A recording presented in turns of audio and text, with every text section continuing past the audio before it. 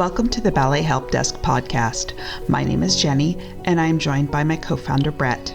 We are both proud ballet moms who met backstage at our children's recital. During our kids' training, we found that resources were limited, and we relied on dance magazines and fellow parents in the lobby for information.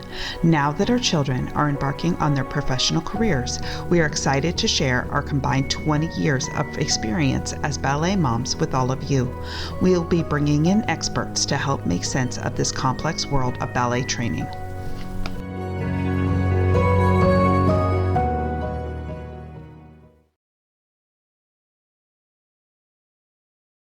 We are delighted to have Hailey Kolker and Sergey Gordeev from YAGP on the pod today as we begin to wrap up our series on ballet competitions. Hailey Kolker is the Director of Communications for Youth America Grand Prix, bringing over 15 years of experience in arts administration, communications, and dance education to the position.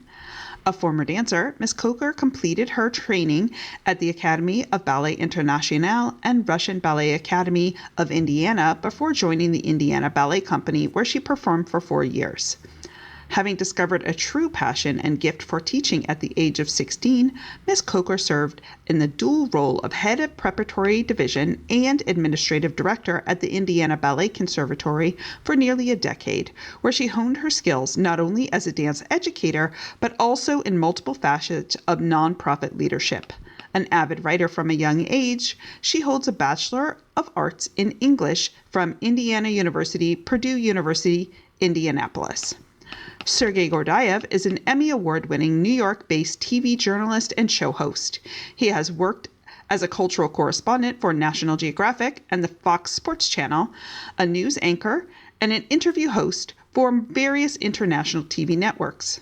He holds a master's degree in broadcast from Columbia University's Graduate School of Journalism.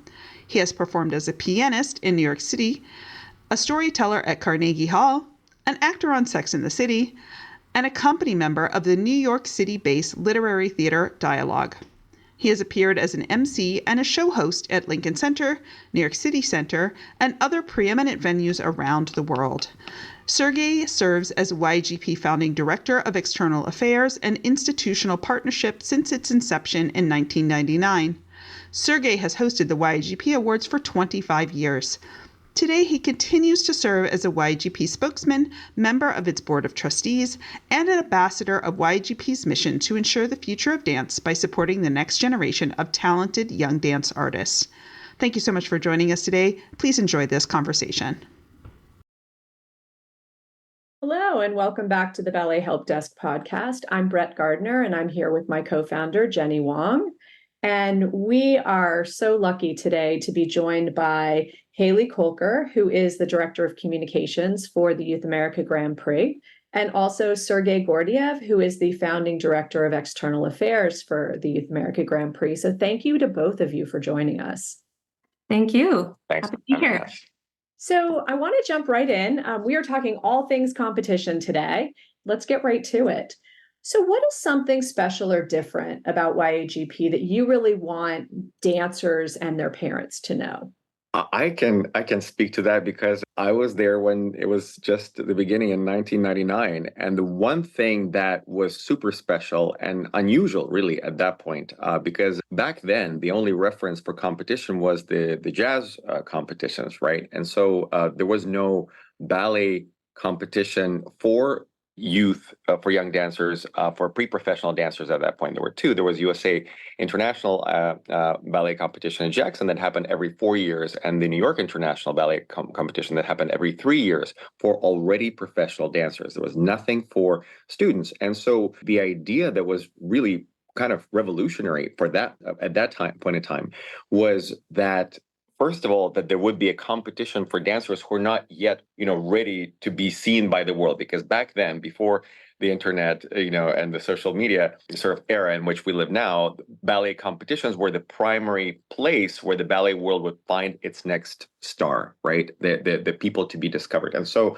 professional dancers would get discovered every 4 years in Jackson and every 3 years in New York. For students, there was nothing. And so Youth America Grand Prix became the first ballet competition for students, the original, America's first ballet competition for students, but also the first competition in the world, really, with the groundbreaking idea that the prizes of the competition, which is the scholarships to the world's, at that point, just the American dance schools, but now to the world's leading dance schools, were awarded independently of how well you performed. So the first, second, and third place, that rates your performance. Mm-hmm. And whether you got a scholarship offer or not, that was presented independently of how well you performed that day. That was based on potential. So the idea of prizes being awarded based on potential, based on what you could do in the future if you trained well and received the right support.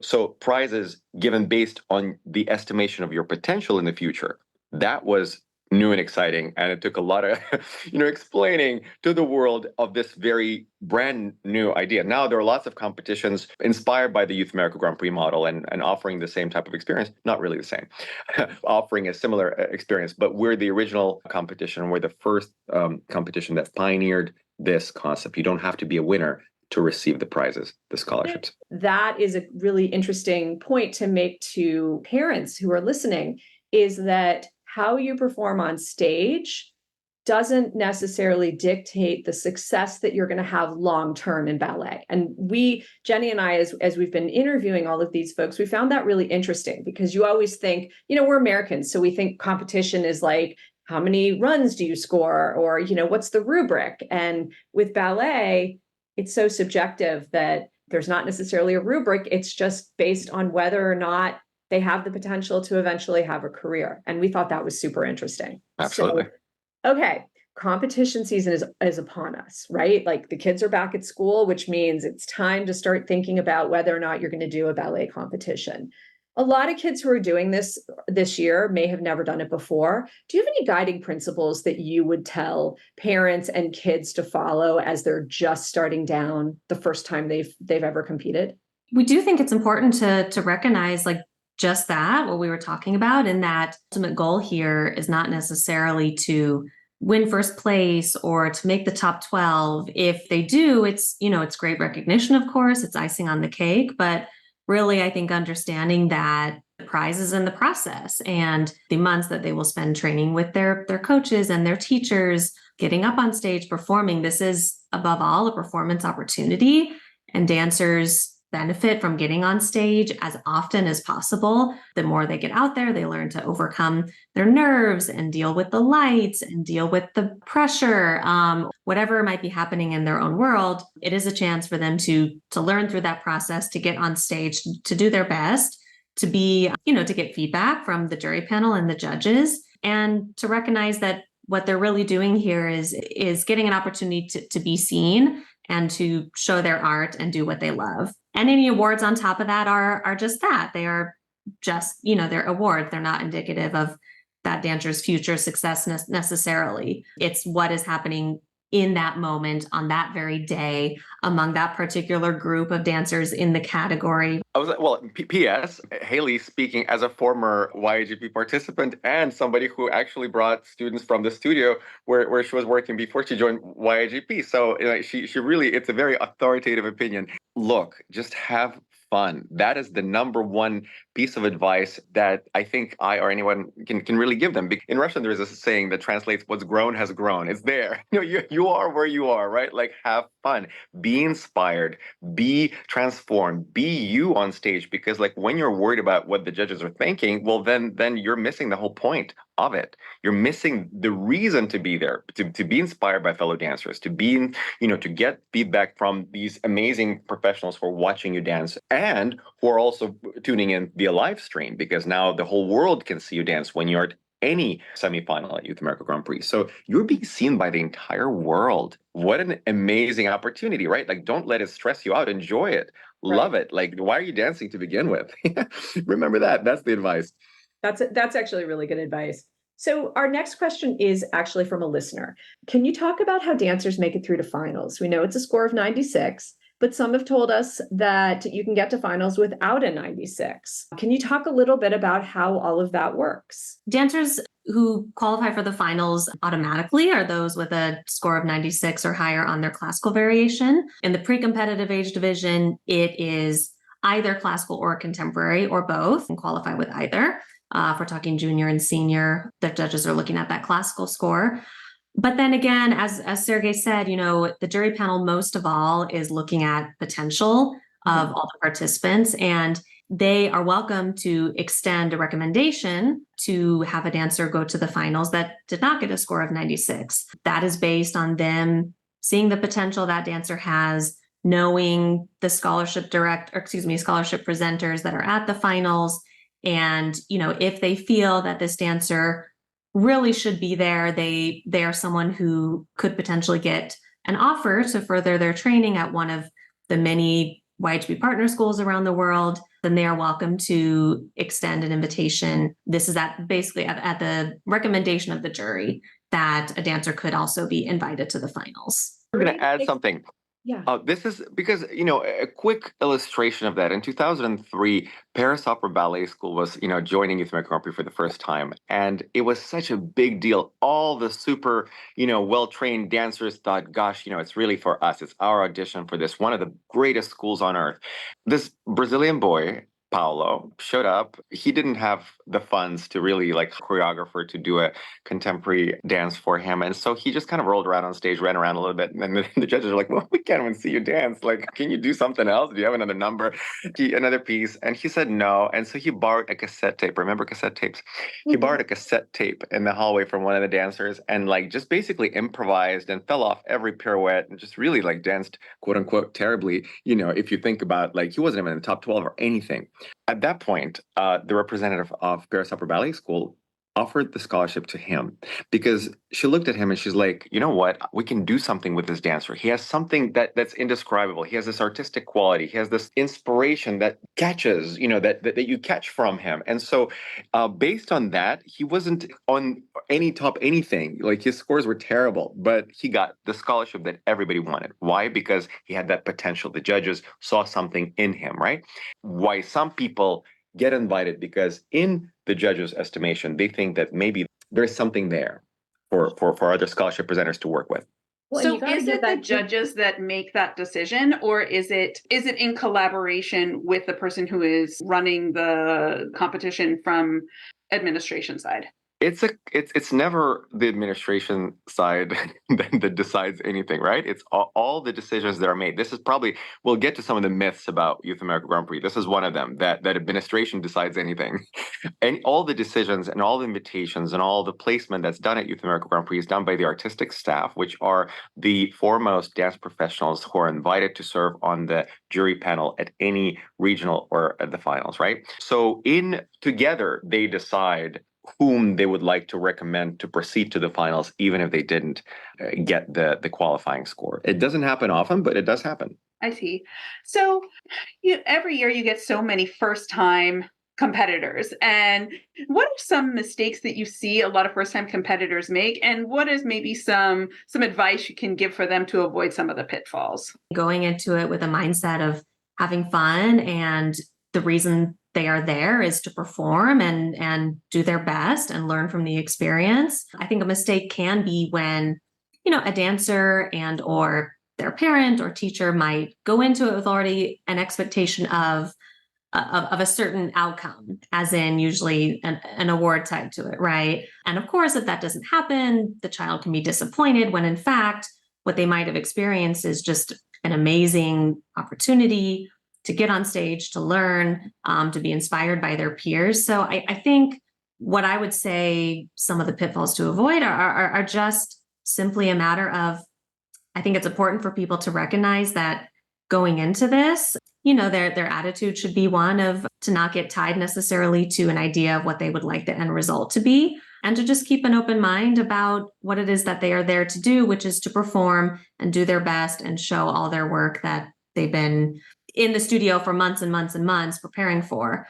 And to recognize too that at the end of the day, this is a competition. It is based on the particular dancers at that venue in their age category that specific day. You can do little to control the actual outcome, but what you can control is kind of your mindset around entering a competitive environment. I would just add to realign your optics. Don't keep your eye on the right thing. Don't keep your eye on what are the judges thinking? Am I going to win? Am I not going to win? You're going to miss the whole thing. That's a pitfall. Not a pitfall would be going looking for the right thing, which is what will get me, in the best kind of like state possible to perform and enjoy it and to like actually share my art with others. Also don't look at the other competitors as competitors, right? Like they are your colleagues, they're your friends, some of the best. Look, for 25 years we've been doing this, and Hailey, I'm sure, has friends that she's met when she was a participant that she still keeps in touch with, right? Like meet people, say hi, like don't look at them like, oh, they're competing, for the same thing I'm competing for. No, you're all dancing and you're sharing this love for dance. Introduce yourself, make friends, say hi. That's Hey, important. and may I make one more plug to not avoid the master classes, to participate in those because Absolutely. exposure to new Hello. teachers and actually make a lot of friends. I think that that's a missed opportunity that a lot of people forget about. And someone else had talked about how the participation in the master classes is significantly less than the number of participants on stage, and what a missed opportunity that is. Yeah, and I think recognizing that, this is, if it's one's first time competing, especially, this is their entryway into the wider dance community. And as Sergey said, these will be your future colleagues and friends. And I think recognizing that this is an opportunity to start forging those relationships is huge. Dancers will find that year after year, they see dancers from other schools. They remember them from the year before. They hug. It's a reunion. I think that's a super important part of the overall experience is recognizing that you're part of something kind of larger than yourself, and it lends meaning to taking part in, quote unquote, a competition. And we just talked reunion. I cannot just like let it go by the whole reunion thing, because everybody mark your calendars right here, right now. Drop whatever you're doing. Mark your calendars. April 18th and 19th will be the 25th anniversary gala at Lincoln Center. And the reason, the word reunion triggered me in the best way possible, because it will be the world's largest kind of homecoming of all the dancers who have participated in the 25 years of YAGP. Some already have kids that they've brought, to the competition, those who participated in 2000. So if you want to experience reunion, if you want to experience friendship and like the largest dance family homecoming, come to the gala, April 18th and 19th at Lincoln Center of 2024 for the 25th anniversary. That's really good to know. Also, a plug for the parents. As a former YAGP parents talk to each other. I got so much out of meeting parents from other schools. Put yourself out there a little bit, because not only are the students building a network, but trust me, as a now seasoned ballet parent, you're going to need that parent support group. Make sure you go meet people while you're there. Absolutely. Absolutely. And not just boy moms, girl moms can talk to each other too. Is that a thing? Is that a thing Oh. that like girl moms don't talk to each other? Is that Yeah. Everyone is your competition. Let me tell you, because I didn't know anything, right? So I always went in and That's was so just like, sad. okay, who can I talk to? I had Really? several people tell me, like, your kid is here to take my kid's spot. And I was That's like, so sad. well, that's So a sad that conversation ender. What do we do from there? Right? That is It's not like, what it's we- about. Absolutely. it was crazy. It was crazy. I mean, people were not nice to me. Brett was my first friend I met at San Francisco Ballet School, and we met at the end of my daughter's first year. It's real. May I just say something? I would like to say something to all the parents listening, because I just, I strongly feel it needs to be said and it needs to be heard. If you actually love your child, the best gift you can give to your child is to, well, first of all, to change yourself, because you know how they say don't waste time trying to educate your kids. They'll still grow up exactly the same way as you are, right? Like, so spend time on making yourself a, quote unquote, a better person, and your kids will grow up to emulate you. But seriously, to all the parents, the best gift you can give to your child is to, well, at a minimum, stop, with this competitive thing, because what it does, it robs your child of the joy of dancing. It actually takes away the magic that drew them to dancing to begin with. And you think it's, you meaning, those parents who think that it's a place that should be their kids, but then other kids snatch the place from them. There's no such thing. If it's whatever is yours, whatever's, for somebody else to go through an experience is theirs. It's not kids snatching things from each other. It's them living their best lives according to what is in their artistic journey. So parents, if you're listening, please, and if you love your children, which I know you do, give them the gift of not being in that mindset and actually turn their attention towards the magic of dance and the joy, the more they experience joy on behalf of their fellow artists for getting opportunities to produce their art, the more opportunities come with that to them. That's how the universe works. I think that's great advice. And I think also that everyone rises and everyone falls, right? There's an ebb and flow to this art no matter what. You're never going to stay up at the top all the time, right? Everyone is going to have, it comes in waves, and you're going to need that group of moms to help you, or dads or parents, right? To help you, because honestly, I mean, in the rough times, the people you turn to are the people you know. Like a lot of my friends whose kids don't dance, they don't understand this. If Abby's having a rough time, I call Brett.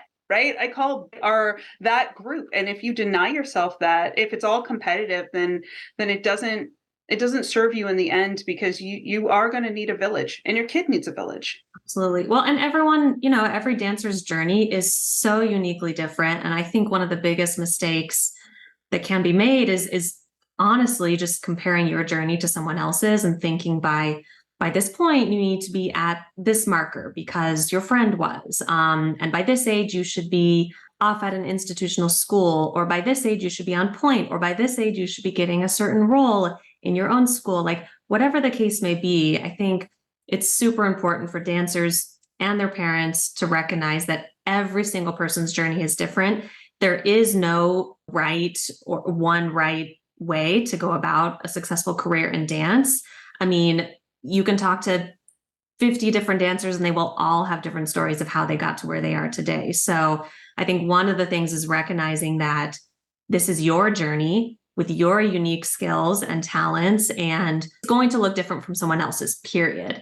And I think the more that people can recognize that allows them to then focus on themselves versus focusing on, something on the exterior that they simply cannot control and shouldn't be worried about Susie's journey over here, because that's Susie's business. Your job is your own journey. And in the parents' case, supporting their children through this world, which it does involve sacrifice and dedication, and anything at a high level certainly is the same. Any sport or activity, and dance is no different. It's a long journey. And I think finding ways to just support your children through that and to let them experience it as it comes, that's honestly the biggest advice. And this is about YAGP, but also far beyond that. It's how they're, approaching their training in general, and something that I think we really believe in. Wait, I mean, I think we also need to remember that most kids who do ballet are not going to have professional careers. I mean, let's be honest. It's like Major League Baseball, right? The world is littered with Little League All-Stars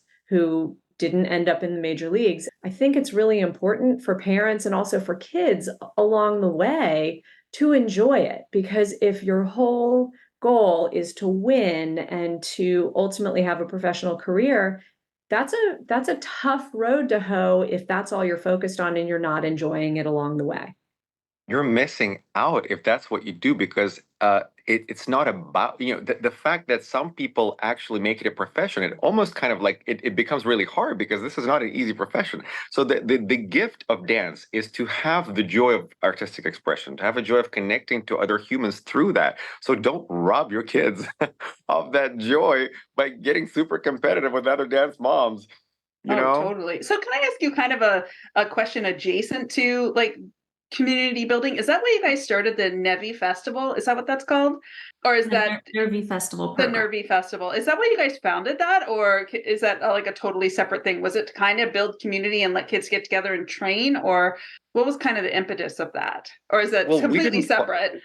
We didn't form an affiliation with Nervy Festival. We were honored to be invited by the Nervy Festival to present for the first time in the festival's history, a performance by young students, by not professional artists. And we did the same thing with the Spoleto Festival for the 50th anniversary gala of the Spoleto Festival, another legendary festival in Europe. We also were the first to present children's performances. And it's been 3 years since we've done this. The whole point of this is to emulate the experience for the kids, to emulate the experience of being in a professional company. So for a week, you go through casting, you go through costumes, you go through rehearsals and classes, and you live like a company of contemporary dancers, rehearsing, going to class, having shows and doing it all over again. That's what they do. It's for their benefit, because that's what we believe is important to do. Everything YAGP does is all for inspiration and education of young artists, right? So performance opportunities is a huge part of that. So we form affiliations with galas around the world to give them that opportunity. You talk a little bit more about Nervy. From what I understand, and correctly or incorrectly, some kids just go to take the classes and some kids perform. But can you explain kind of from soup to nuts what it is as it relates to a student, and what the opportunities are? Sure. Well, as Sergey said, we had just completed this summer our third year of offering this program.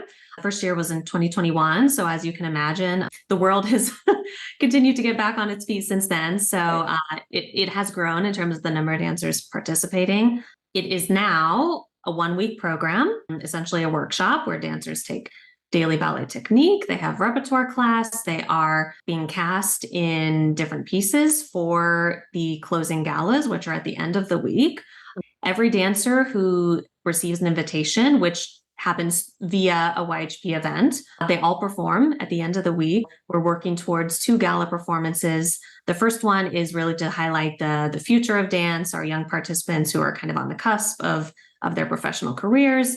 And we have our now traditional YHP Stars of Today Meet Stars of Tomorrow gala on the final night, where we invite, professional dancers, ballet stars from world's leading companies. And that follows what people might recognize as a traditional YHP gala, where we have, top young talent from all over the world, along with amazing ballet stars from all over. So really on a basic level, as Sergey said, it's a week-long workshop. The goal of this is to offer insight into what a company experience is like. And they have the days are long.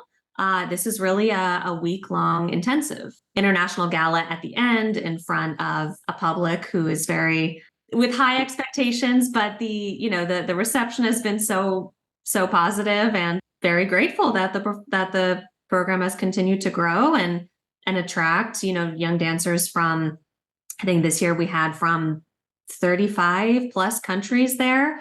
So really it's another way that YHP can reach young dancers and provide educational experiences in a beautiful setting, quite literally a very magical setting. It's a special place. And I think every single dancer who has experienced it in one of these last 3 years has come away with so much, positive feedback about building community with their fellow dancers and being on stage with the likes of Natalia Osipova and dancers from the Paris Opera Ballet and Royal Ballet and ABT. And it's a really unique experience that YHP is glad to be able to offer summer.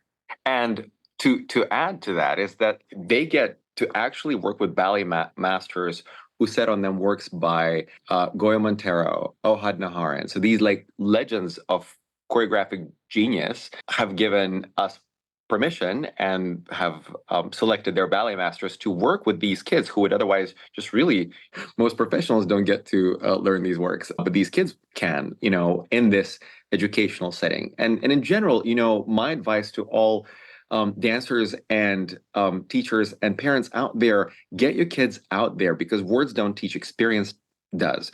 Both for kids who are dying to be in a professional company, who are wanting it more than anything, and the kids who are kind of on the fence. It's equally valuable to know, suppose they go through this week of what they would consider hell, just going from morning, to night, rehearsals and casting, and you get the role, you don't get the role, you go to class, you're exhausted, you're hungry, you're this, you're that, for some it'll be heaven, for some it'll be hell. And knowing that this is what you don't want, it's actually great, because then you save yourself a few years of training. Once you experience that, you'll be like, well, not so much. Love dance, but don't have to be a professional to enjoy dance in my life, And that's just as valuable a piece of information as this is exactly what I want. Now I'm going to train twice as hard because I've tasted where, the place to which I know I want to go. Right. No, I think that's really interesting. I want to come back to the Stars of Today, Meet the Stars of Tomorrow in a little while, because I think that our listeners would find that really interesting. I do want to jump back to the regional competitions. So one of the things that we've heard over and over again is questions about costumes. So we've read that costumes are not required, but everyone seems to have them, and some people spend thousands of dollars on them. Can you kind of pull back the curtain a little bit around costumes and tell us what the real deal is? It is true, yes. Costumes are not required at YAGP. I think, like you said, you will find that more often than not, dancers do appear on stage in costume. That is a fact. But no, they are not required. They are not part of scoring criteria. We have seen a number of dancers over the years who have performed in simple leotard and, let's say, a practice tutu or practice skirt, have had results come of that and scholarship offers, and presented beautiful performance. As a matter of practice, yes, you will find most dancers on stage in costume. I think there's a simple reason for that, in that, dancers look at this as a performance opportunity with their teachers. If they are playing the role of Kitri or the role of Giselle, and the costume, helps provide that next level for the dancer to take on that character, then that's a great thing. By no means, does that mean then that parents have to spend thousands of dollars on a tutu? And you can talk to numerous teachers and schools who have ways that they do that with, anything from a costume that can be adapted over the years for different variations, or dancers borrowing or renting costumes from their friends, or there can be a number of solutions there. As a matter of practice, yes, most do, but it is certainly not required. Not required. And in fact, I was going to share, like, when we first, you go to Rome, you do it as the Romans do, right? So when we first got to Japan, we were really surprised, because at the very first round of the competitions, they forbid the dancers from wearing costumes. So actually, wearing a costume is basically a privilege that's available to you should you want it to be inspired in the role and whatnot. But, in Japan, they wouldn't even let dancers compete in the costumes, so that the costumes wouldn't detract from the purity of the line, because they treat it very seriously, in Japan. So if, they want to make sure that everybody is in the same consideration. So nobody, who can have a dazzling costume, like, just kind of blinds the judges with the sparkles, and so they miss, the actual technique. So everybody competes in leotards, the first round. And then once you proceed to the next round, then you can wear a costume. And of course, everybody does. Wait, who determines that? So is every region allowed to determine that rule? In Japan, it's just basically, when we came to Japan, the competition among the dancers is a very big culture. And so when we came there, the local presenter of Youth America Grand Prix in Japan said, well, this is just customary. And these were exclusively Japanese dancers, right? So this was a Japanese semifinal for Japanese dancers in Japan. And so we weren't about to go and tell Japanese dancers how to conduct their competition and change their decades of tradition, right? So we respectfully understood that is the custom in that part of the world. And it kind of actually made sense, because it's very logical. They're like, well, everybody has to be considered on an even plane before those who proceed then can then put on costumes and makeup and everything, So it's just how that's done there. I'm only using that as an example just to show that costumes are absolutely not required. It's just something you can put on to help you get into that role, like Hailey was saying. You're an actor inhabiting a character, right? Like, so whatever helps you get into the mood and into the role of it, like, that's great. Had you guys considered ever pulling that all the way through all of your competitions, where, your regionals are all in leotard and tights, and then if you move to finals, have you guys ever considered that? No, we haven't, because it's not about winning. Because for specifically for Japan, it was very important for them who won, who placed, and all that. Okay. Youth America Grand Prix, and we weren't going to dictate to them, to change, right? We try to respect the places where we go and the people in those places. However, we are mostly, it's not about who wins at YAGP. It's about giving dancers a chance to dance, giving you a chance to perform. So we're not about to prohibit dancers from wearing a costume if that helps them feel inspired. But dancers must know that the costume is not what determines whether they are offered a scholarship or offered a placement. Well, it's funny with the boys, there are like stable of costumes floating around that get mailed around every year.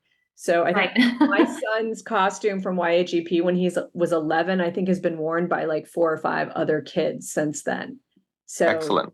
And that's great. There's ways to save money, parents, For hit sure. people up who have kids who have grown and get your hands on their costumes. Yeah. And for the child, it's not a small thing. Sometimes a tutu can, especially if it's a child's like first quote unquote real tutu or first, big, that helps them build confidence in their performance. I mean, that's not a small thing. So I think for many children, this is an important part of their overall kind of experience here, and something that makes them feel good and makes them feel confident. And that's all a great thing. Sure. Different from one dancer to another. Sure. So we've had a lot of parents ask us, and we don't actually know the answer, so you guys are the source. What is the reason that you guys do not allow for any Balanchine choreography to be offered as part of the repertory list? It's not that we don't allow. That would be the wrong word to use. That list is compiled by recommendation from many judges who basically consulted with each other and with YAGP artistic staff to come up with the list of variations to pick from. And Balanchine Trust is the governing body of rights to that choreography. And actually, it's very difficult for most professional dancers to receive rights to perform Balanchine choreography. So and every time it's performed at a YAGP gala or anywhere, there's a whole process that a professional dancer has to go through to obtain the rights to perform that choreography, and then the representative of the trust has to be there to make sure that the dancer actually is up to the standards of performing the choreography. So it's just really that Balanchine Trust. It does not give out blank permission for anyone who would like to perform this choreography that's protected by copyright and intellectual property law. So it's a big licensing issue. It's a big licensing issue. Yeah, okay. It's not a big licensing. It is a licensing issue. Mm. That's what it is.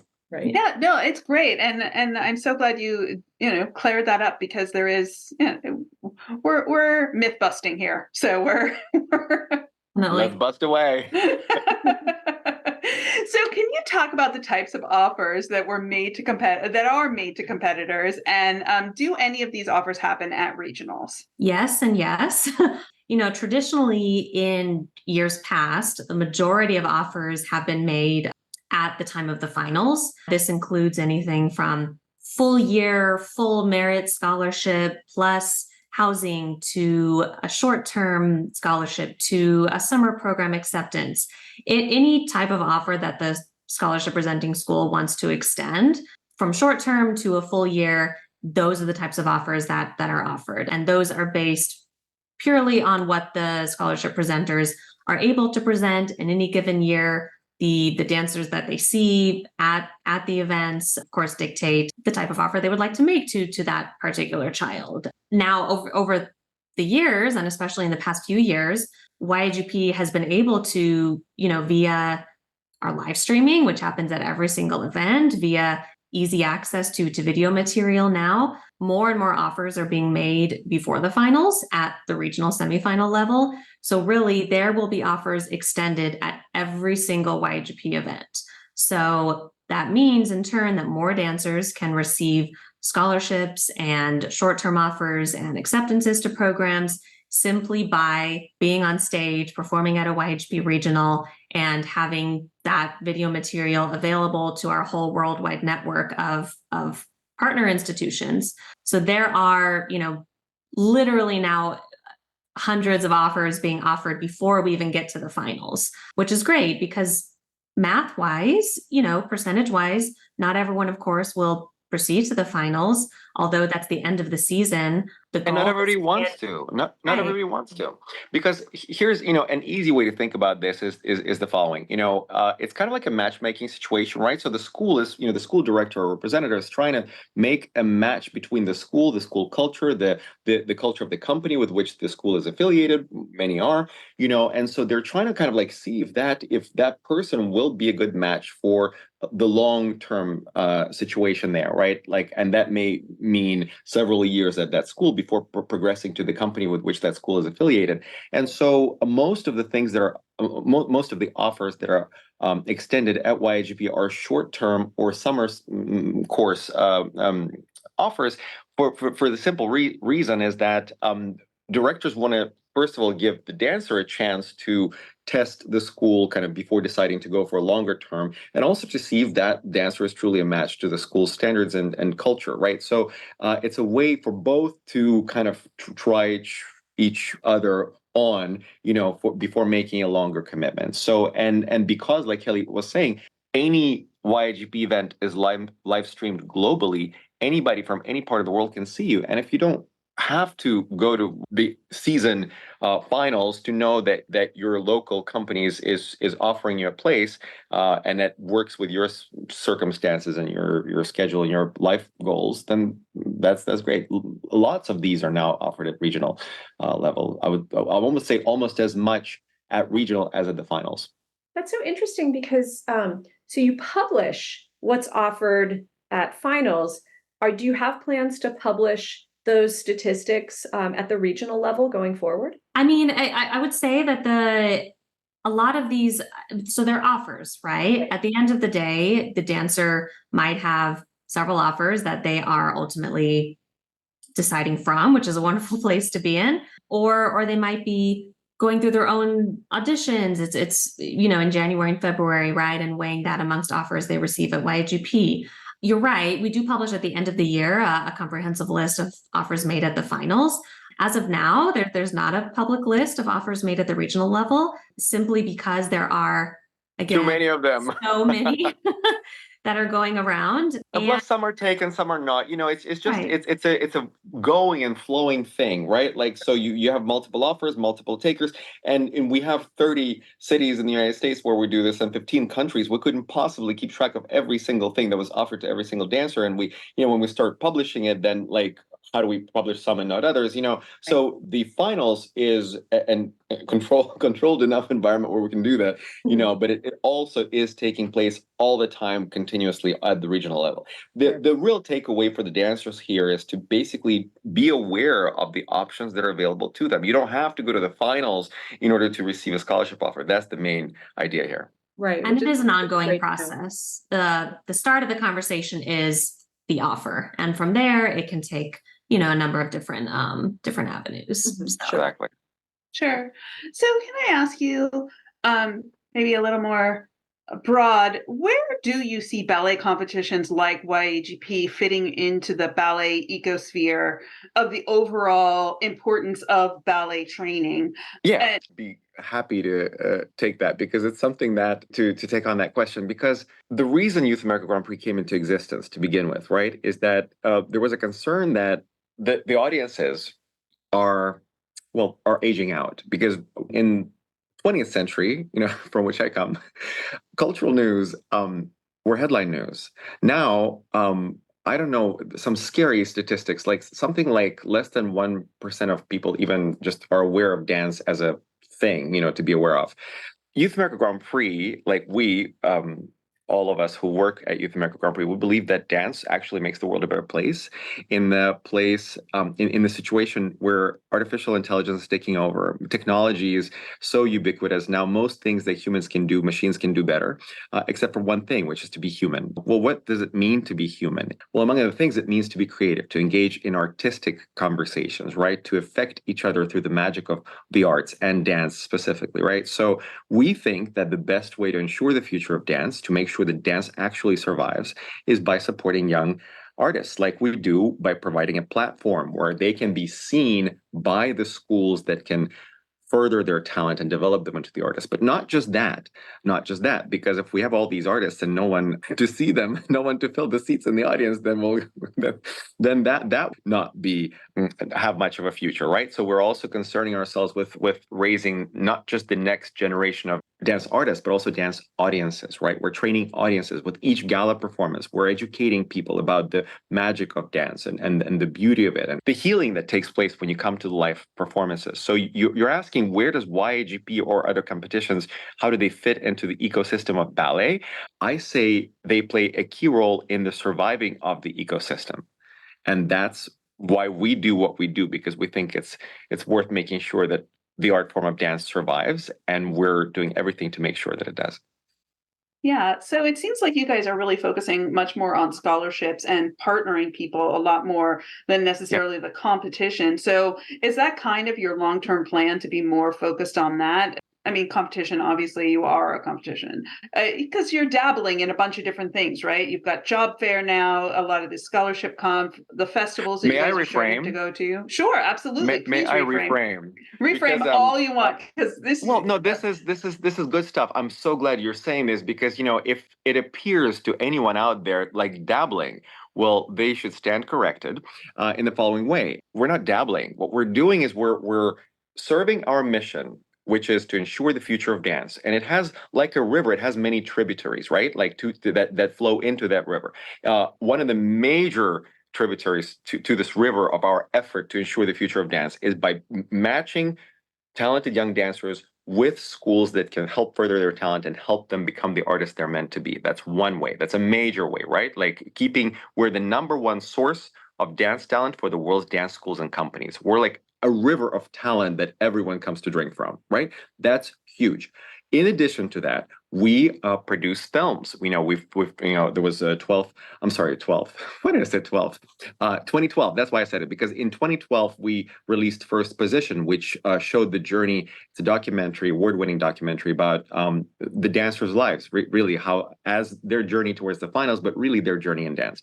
We produced a ballet's greatest hits. It's a film basically talking about some of the most beloved classical ballets and demystifying them for the general audience. We did a Dance School Diaries, which was a online series of features about lives of dancers. We're also kind of working on a documentary film to release. We're filming it. We're filming it last year and this year too, because we're trying to bring this beautiful art form into the mainstream culture so that it's not just for the dancers. Dance is not just for the dancers, right? So we're trying to share that magic beyond the insular world of ballet artists, just with their ballet goals of becoming professional ballet dancers. Dance heals the world, and we're bringing dance to the world in all these different ways. You mentioned the YAGP job fair. It is a way, originally YAGP was a way for pre-professional dance students to be funneled into the appropriate dance schools where their talent could be supported and nurtured and developed. Well, some of them are ready to join professional dance companies. And so they have, again, YGP is a platform, the world's biggest platform of dance talent. So those who are ready to join, now there's a vehicle for them to do so, a place to come together. It's the world's largest professional dance audition. So they can come to that, right? And all of this is not dabbling in different things. It's the various aspects, the various ways in which we serve our mission to ensure the future of dance by supporting young dancers, by giving the professional dancers a chance to audition. Also, it's not just for those who are auditioning for their first dance job. There are dancers who Career Transitions for Dancers was an organization that existed for a long time. YGP has been doing this for all of the 25 years that it has been in existence. If you finished your career, you want to come back as a teacher, you want to be a coach, you want to be an adjudicator, whatever you want to do to continue being in the world of dance, we're here to help you. It's like a lifetime membership club where if you've been a part of the family, you're always a part of the family, and you can always come back for all these other ways in which we can help you. Dive a little bit more into the job fair. So can you guys kind of talk about where you're going with it in the future and what that actually looks like in terms of actual placement? This year, or I should say this past season, our 2023 season, this was the first year that YHP had not only brought back the job fair, which did exist in the past as an event that was part of the finals as an extra audition. YHP's had related to that, like dance and higher education audition. The job fair audition was one, but it was always connected to the finals. This past season was the first time that we had offered it as a standalone event. The response when we put it out to the world was overwhelming. We had, about 2,000 applications for the job fair itself, looked through every single one of those applications by hand. That tells us that there is demand for such a service, right? Such an audition. We held one in Europe and in the US our plan this coming season is to offer the same. We have already posted the dates online to offer an event in Europe and one in the US again. So the response from, the directors, the company directors that came, they were absolutely thrilled with the fact that we could, assemble, dancers from all over the world, including the graduating classes of, many of our YHP partner institutions, Princess Grace Academy, Dutch National Ballet, Royal Ballet School, San Francisco Ballet School. Many of those graduating classes were also participating dancers at the job fairs. In the end, there were several dozen, I think about 40 or so job offers extended between the two events.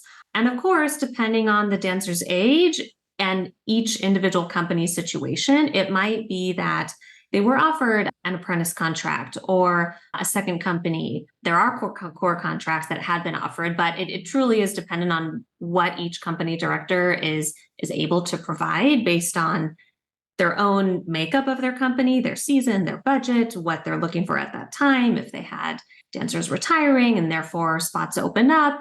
And really, sure, but on the whole, was it mostly post-grad trainee offers that were made, and it was mostly those and a few core contracts, or what was kind of the split?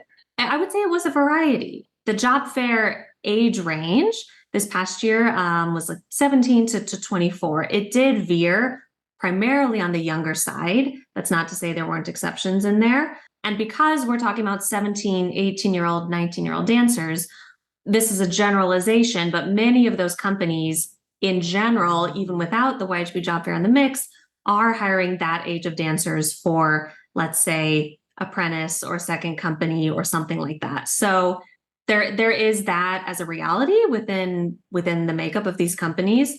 YHP, of course, does not dictate the offers that they can extend. That's where they're to provide the platform and to bring everyone together in one place at one time. And many I know continue the conversation after the job fair by inviting a dancer to come out for a short-term visit or what have you to keep the conversation going. Well, I was just going to quickly throw in there. Your question was, look, so many dancers traveled and so few in their perception positions were offered. So your question is like, well, is it really worth it? Well, let's put it this way.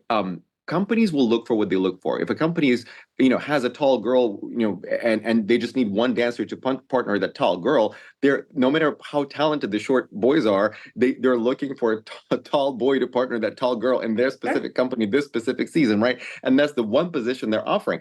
And so the question is not like, oh gosh, is it even worth traveling, to find that out? The answer is, of course it is, because, companies will look for what they're looking for. What YGP does is provide a platform where that becomes known and can be realized, if at all, right? Situation number one, companies are looking for what they're looking for, and there is no place for them to meet, right? That's situation number one. Situation number two, everybody's looking for their specific thing, and they're all coming together in one place. So by auditioning in that one place, you can have several people looking for different things looking at you. So that really increases the probability that you might be just what they're looking for. So that's having a dancer.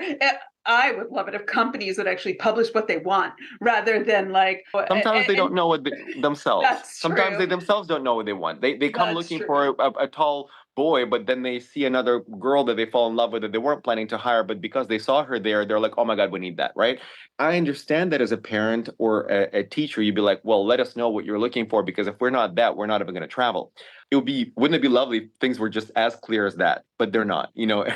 Don't forget that dance is not a science. It's not math. It's so much of it is emotional. And like, yes, there are budgets. Yes, there are positions open or not open in the companies. But a lot of it, like when it comes right down to it, it's humans making largely emotional decisions. And so until you get there, you won't find out. That's just it. On a basic level, in terms of the travel, I mean, another reason for this is that so dancers don't have to, for example, spend, thousands of dollars doing a tour of the world to audition for all these companies in person in their respective places. It's bringing them to one place where they can travel once, be seen by 10 to 12 directors, and it is an audition at the end of the day. And every single audition, they will either make it or not.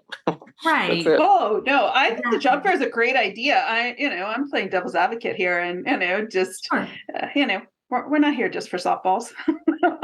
If I could summarize it, is it fair to say, just to summarize this, that it's one of the tools a dancer has at their disposal? right? Like if Absolutely. you're And it's a auditioning, wonderful tool. right, Yeah. but everybody says, cast as wide a net as possible. And so there's lots of different ways to audition, and this is yet another way to do it that is convenient, and then it brings a lot of companies in, and students can cast a wider net by doing that. And it's information for the dancer. If they are not what that company or those companies were looking for on that day, that is valuable information, and they can go through the rest of their season knowing that, whether it's, went, I suppose, the way they wanted it to or not, but it allows them to go through other auditions, to finish out their season and make the best decisions that they can. So it's always feedback. It's always information that a dancer. Absolutely. And it also just shows how many incredibly talented dancers there are and how few jobs are out there,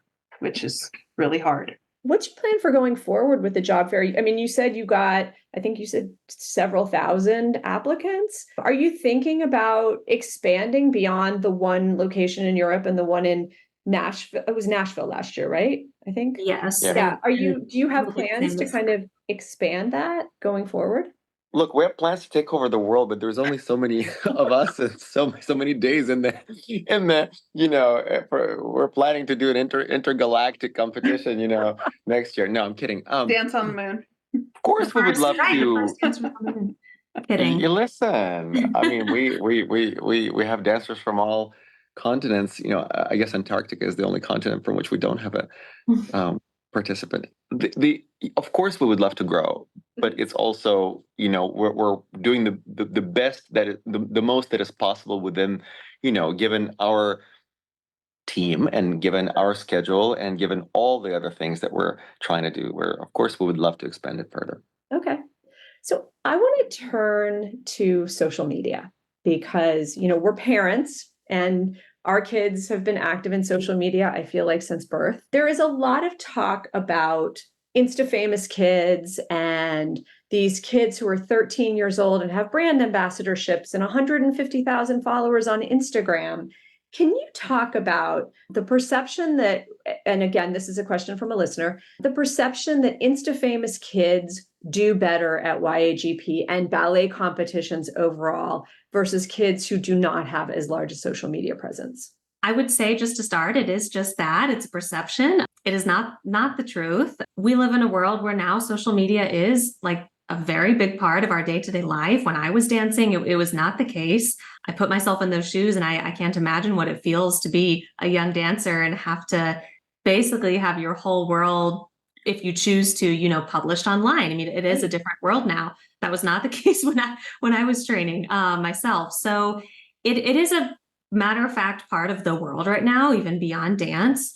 That said, a dancer's social media following or activities has no, correlation to their kind of standing or the offers they might receive at YAGP. It is simply separate from that. I would say among the community, it has been a way for dancers to feel not only connected to each other, but like they know one another before they even meet. So you might be following your friend from across the country or across the world and get to see each other in person, and they will be so excited because it's like they're meeting this friend that they have seemingly known their whole lives because they follow them on social media, and it's exciting. And it does build this sense, like you said, of dancers having this sort of online persona and Insta popularity, right?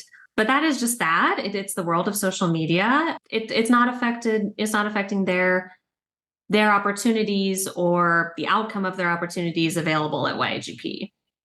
I was just going to add to that because absolutely what Hailey said, she said in her youth, social media wasn't that thing. I mean, my goodness, I remember when the internet came out. I do. I was in college. My point is this. To answer that question, we really have to unpack what does it mean to do better at YAGP. For those who are listening, I'm doing air quotes right now. So to do better in air quotes at YAGP, what does that mean? Does it mean to get featured on, social media at Youth America Grand Prix Instagram account? Does it mean they get scholarship offers? Does it mean that they get offers to join companies? Well, if that's what they mean, well, I hope everybody out there understands and accepts and it accepts it as just the reality. YAGP hires some of the best professionals in the world to serve as adjudicators and as scholarship presenters on his jury panel. So it doesn't need to be said, but let's say it anyway. Social media presence does not factor into anything that's offered to young dancers at YAGP. So a young dancer with 1 million followers and young dancer who doesn't have a Instagram account, they have obviously equal consideration. Again, does not need to be said, but let's say it anyway, right? No, Because it's true. It's good that you did. I think that's great. Yeah. So it's very important. So number one, offers, that are extended only on the basis of the dance professionals on YGP jury panel evaluation and reaction to what they're seeing in front of them on stage live. The second thing is do better at YGP means how YGP features dancers on its social media accounts. Well, we have one thing only that guides our behavior in life and online, which is to educate and inspire. So whatever it is that we post, whatever it is that we do, has that in mind. So dancers who are chosen, for YGP social media are just those that seems like they would inspire their colleagues, and that's how we look for inspiration and variety. That's it. Right? Hailey's in charge of. Absolutely. YGP itself, as I'm sure your listeners are aware, is very active on social media. It's a big part of how we build community. And we do have 3 pillars that we talk about within this world of online communications and social media, which is anything that we are putting up basically has to fit within one of these 3 pillars, if not all. It's, to educate, to inspire, and to build community with our dancers and their teachers and the whole world. So that is the purpose of YHP social media in a nutshell. That totally makes sense. And thank you for addressing that. On that note, we got another question from a listener. How are dancers who perform in YAGP galas chosen? It seems like the same faces over and over again. I think we're both about to say the same thing, which is that it's really a question for the artistic director, of the competition. It's very similar to the answer is very similar to the previous question, which is like performances are not just to give the stage to one kid to shine. It's really part of our mission to inspire, educate, and support, the dance of tomorrow. And so as part of that, I know that Larissa Savelyev, the artistic director of the competition, who puts together these artistic programs, she always looks for what has the most potential to inspire the audience, to teach the audience something, to maybe be moved, to feel something, so they can come back to see dance, so they can, so these are parents, so they can, bring their children to see dance, so that people can actually be inspired, maybe take dance classes themselves, or just to think about their life in a different way, be moved by the beauty of what's there. So I know Larissa always looks for something that will inspire the audience. She also looks at what's there. She looks at what repertoire she puts together. It's not just the kid, it's like what they're dancing and how the actual pieces fit together, because every performance is a story, right? With a beginning, middle, and an end. And so it has to fit. It's a very complex puzzle with lots of pieces going into it. Not like, oh, that kid has already danced, why is she dancing again?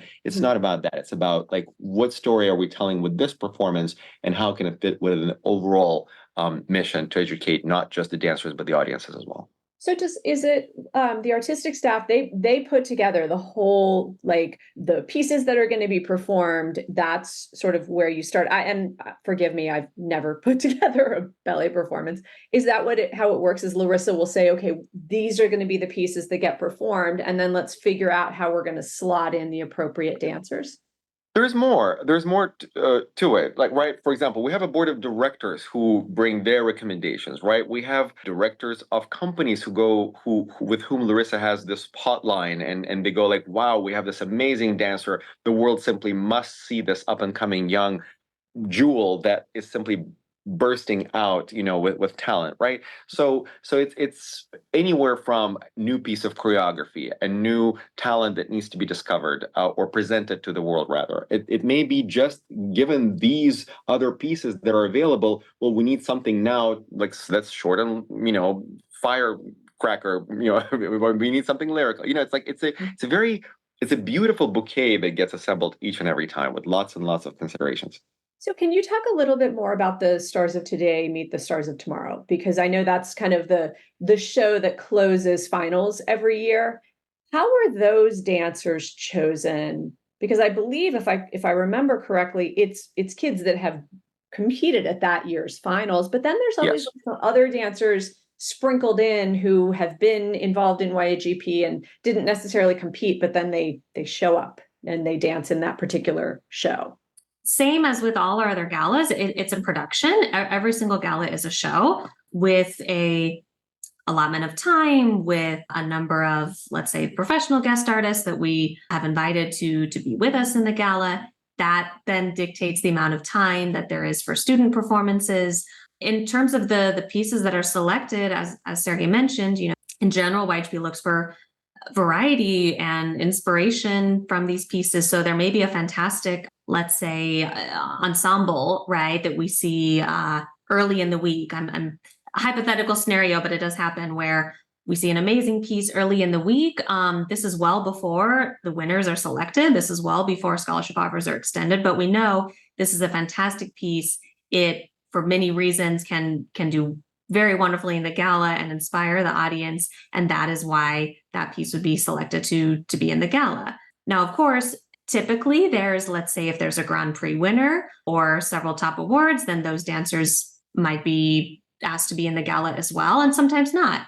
You might see dancers who do not place. Piece is still fantastic and worthy of being put on stage in front of a much larger audience because it's simply a fantastic piece. I just wanted to quickly, just what's important for people to understand about Stars of Today Meet the Stars of Tomorrow. I actually helped come up with the title 25 years ago, because the idea was this, again, it's all the same river, like to inspire the next generation of dance artists, right? And so what is the soul of it? What's the point of it? The point is to select some of the brightest, to give a gathering of some of the brightest stars performing today, right? The superstars of today.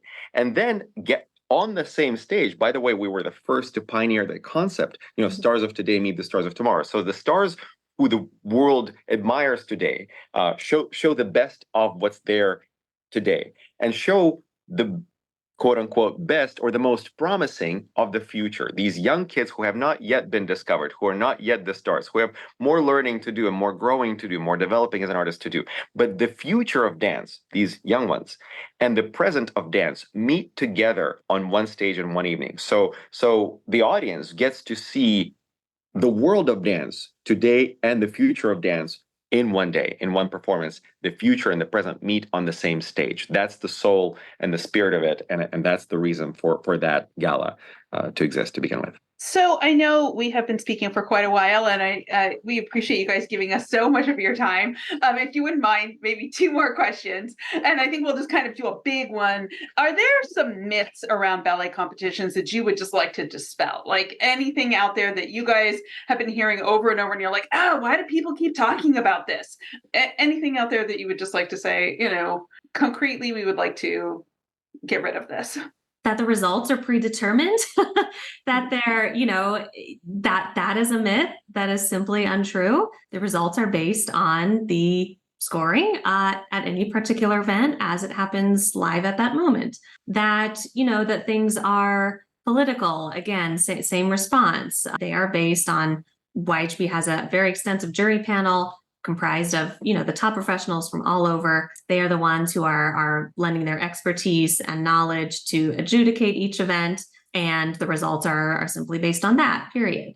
And then I think a third one might be that one's quote unquote results at a competition, in and of itself indicate that dancer's success, to have a professional career. And that's also not true. There have been dancers who've gone through YHP who have not won a top prize, and yet they are dancing successfully in some of the world's leading companies. There are others who do and might, sadly have an injury or want to pursue another career path. And that is up to each individual in their own journeys. A competition is a marker for this particular time with these dancers, these circumstances, and does not in and of itself, indicate kind of a dancer's future potential for success necessarily. So I wanted to add that, like what you were saying, Hailey, number one myth. Well, the fact that, okay, so predetermined, I'll just share this. Once I was asked to respond to a crazy email. The email sounded something like this: "How much is the Grand Prix? I'm willing to pay anything for my daughter to win." We got that email, and I didn't even know how to respond to that, because that's just crazy. Because so if somebody actually went as far as to send that email, that means it's out there, perceived by some that anything can be bought, and that's just a number one misconception, that that anything is predetermined or can be bought or can be leveraged or politicized or politically, pressed to happen. There is one thing and one thing only happening at YAGP, which is we do everything we can to provide a platform for dancers to perform and be seen by as many people as possible who can give them help, future, a chance to develop their talent. So that's it. There's nothing more to it. Larissa Savelyev, the artistic director of the competition, she herself does not decide. She creates a community of professionals whom we all trust to select dancers for scholarships and to score and evaluate their performance that day, not in life, that day, right? What I felt compelled, as Hailey was speaking, I wanted to share this.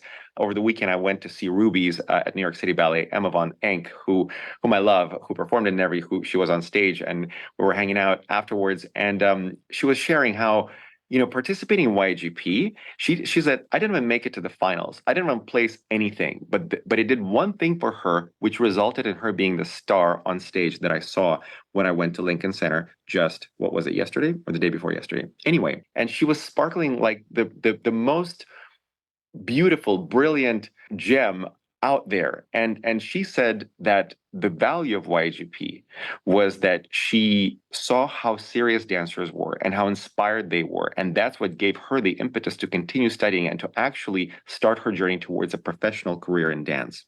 So I'd say one of the biggest myths out there is that the value of participating in YAGP is winning something, getting a placement or getting a scholarship. Well, Emma von Enck, a star of New York City Ballet, who I just saw perform at Lincoln Center, said that for her, it was just the inspiration that resulted in all of this glory that she's basking in right now. So all of you dancers out there, all of you parents and teachers out there, please, please, please remind yourselves and your students, your children, your kids, that the real value of YAGP is to enjoy the dance, to share the magic of this experience, to be inspired and to not compare yourself to anybody else, but actually feed off of each other's passion and joy for dance. Let that be your real reward, and everything else will follow. Final question. I know we have taken up so much of your time, and just to kind of wrap up, maybe ask each of you, what do you think is the future of ballet competitions, and what's something maybe you would like to see change in ballet competitions? Can't really speak to other competitions. We can only speak to YAGP itself. But as Sergey was saying earlier, I think the biggest thing for us is just continuing to find new pathways and new avenues to expand the YAGP mission and serve more dancers worldwide via the competition itself, via scholarship auditions, via masterclasses, via workshop programs like Nervy, job fairs, etc. I think our role is to continue to be a connector and a way to help dancers find opportunities, and to do so for as many dancers as possible. And it doesn't mean that necessarily everyone is going to, again, the goal is not necessarily to seek an award or to seek receiving top placement somewhere, but the way that I believe YAGP can serve, future generations of dancers is continuing to build bridges and serve as the world's largest dance network. Who knows? Like the great news is that I think, the options out there are unlimited. We can also connect digitally now on social media, via Zoom, via online classes, via seminars. So there's the potential is limitless. And I think, our mission is and will always be to serve young dancers however we can. And so, of course, that might continue to evolve and grow into new pathways that we haven't even thought of yet in the future.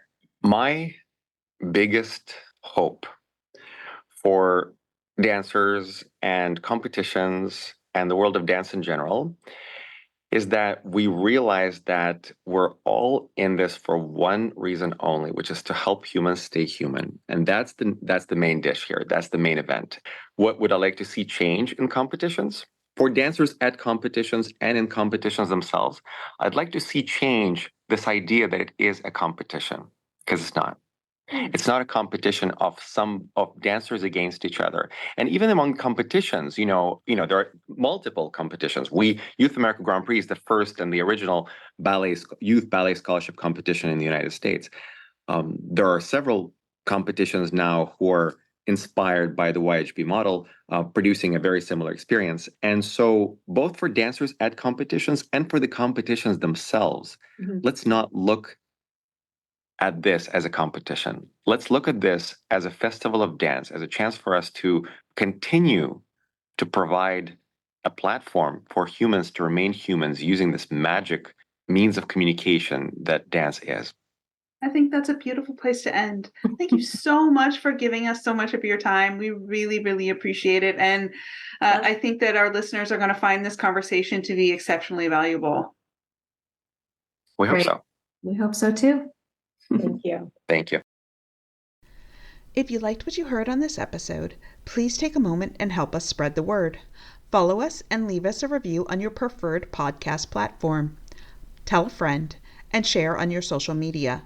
Also, now that your dancer has returned from their summer intensives, please head over to ballethelpdesk.com and leave an anonymous review of the program.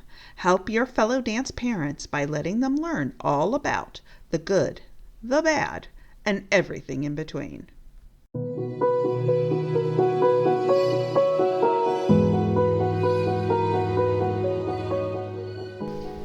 To stay in the loop on all of our latest content, subscribe to our newsletter at ballethelpdesk.com and follow us on Facebook and YouTube. Until next time, have a great day.